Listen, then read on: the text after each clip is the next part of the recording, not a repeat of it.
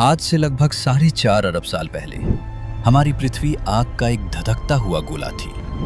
क्या आपने कभी सोचा है कि आखिर हम हैं कौन? हम यहाँ तक पहुँचे कैसे? हमारी कहानी आज, कल या 1000 साल पहले शुरू नहीं होती। हमारी कहानी की जड़ें लाखों साल पुरानी हैं। ये कहानी एक ऐसी जीव की है जो कभी पेड़ों पर उछलता कूदता था, जिसका घर घने जंगल थे।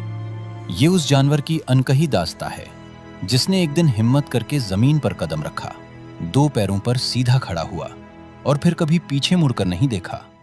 ये कुदरत के सबसे बड़े चमत्कार, सबसे लंबे संघर्ष और सबसे शानदार जीत की कहानी है। ये हमारी कहानी है, एक जानवर की जो इंसान बन गया।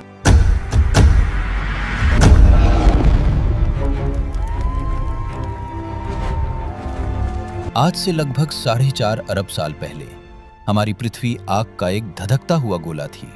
यहाँ जीवन का कोई निशान तक नहीं था। चारों तरफ जहरीली गैसें, उबलते लावा के महासागर और आसमान से लगातार गिरते उल्कापिंड।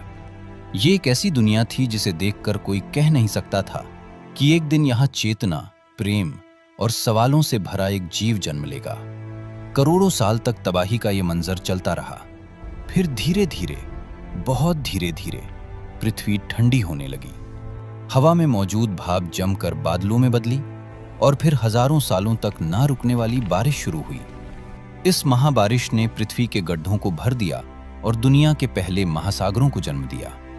ये महासागर गर्म थे और रसायनों के एक अजीब से मिश्रण से भरे थे, एक तरह का प्राचीन सूप। और इसी सूप में कहीं बिजली कड़कने से या किसी गहरे समुद्री ज्वालामुखी के पास एक चमत्कार हुआ।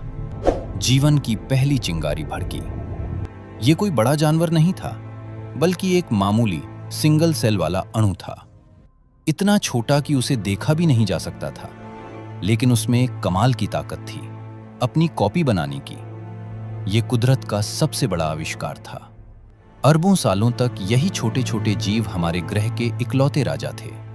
वे बदलते रहे, विकसित होते रहे और उन्होंने कुछ ऐसा किया जिसने दुनिया को हमेशा के लिए बदल दिया। उन्होंने फोटोसिंथेसिस का आविष्कार किया। उन्होंने सूरज की रोशनी को ऊर्जा में बदलना सीख लिया और इस प्रोसेस में एक बेकार गैस छोड़ी, ऑक्सीजन। शुरुआत में ये ऑक्सीजन एक जहर थी जिसने उन शुरुआती जीवों को बड़े पैमाने पर खत्म कर दिया।